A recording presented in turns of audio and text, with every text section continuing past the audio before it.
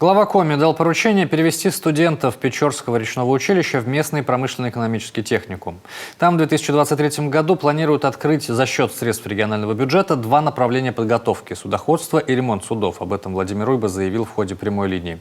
Разбиралась в ситуации Дарья Вологжанина. Студентов Печорского речного училища планируют, что называется, выбросить за борт. Федеральный учредитель, основываясь на отрицательных экономических показателях, ликвидирует учебное заведение. Тем временем родители и студенты бьют в набат. Закрывать единственное учреждение такого профиля в регионе считают нельзя. Только здесь готовят специалистов для речного флота. На рынке труда выпускники востребованы. Мы узнали, что наше училище, которому 87 лет, хотят закрыть. Оно имеет собственные традиции и ритуалы. Училище имеет социальную направленность. И многие дети не смогут выехать за пределы республики, так как они находятся в малообеспеченных и неполных семьях.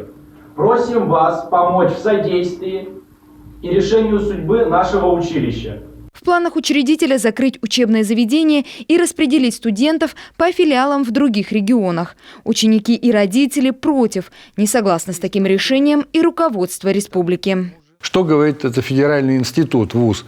Они говорят, мы же их раскидаем по другим федеральным нашим колледжам, и они закончат образование. Мы говорим, так это вы здорово, что вы их раскидаете, только они от республики уже в республику не вернутся.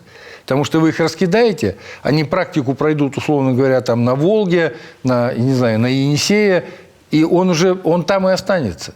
А нам это совершенно не нужно. Нам нужно, чтобы ребята оставались здесь. Оперативно было принято решение о переводе студентов в Печорский промышленно-экономический техникум. На его базе создадут 2 направления – судоходство и ремонт. Для этого в бюджете региона на следующий год предусмотрят дополнительные средства. Вопрос решен. Понятно, что это дополнительные деньги, но сейчас мне обсчитывают, это достаточно тоже кругленькая сумма, но мы эту сумму предусмотрим и детей заберем в наш техникум, и они получат базовое образование по первой своей специальности, по которой они поступали, с дипломами установленного образца и пойдут работать уже на предприятии Республики Коми. Вот это мой ответ всем, кто сегодня, это у меня уже неделю в ЦУРе, вот в утреннем, о котором я вам говорю, который я просматриваю, это идет красной строкой везде. Что будет с этим Печорским училищем? Повторяю, федеральное училище, никаких тут воздействий на них нет, но ребят не бросим. О возможном закрытии Печорского речного училища было известно и ранее. Вопрос обсуждался в Госсовете Коми еще в ноябре прошлого года при рассмотрении госпрограммы развития образования. Тогда депутат от Ухты Вячеслав Завальнев предложил решение.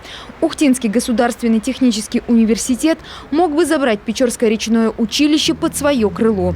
Причем и спустя год вуз готов помочь в решении вопроса. Чтобы университет взял Печорское речное училище к себе, нужно выполнить 2 условия.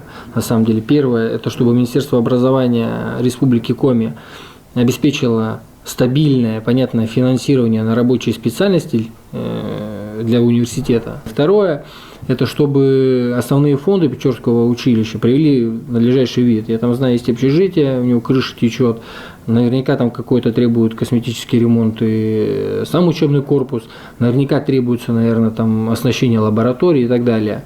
При этом в Коми острый дефицит кадров речного флота. Только в этом году в службах занятости региона была 61 вакансия подобного профиля. Сегодня в Печорском речном училище учатся 120 курсантов в 8 учебных группах. Дарья Вологжанина, телеканал Юрган.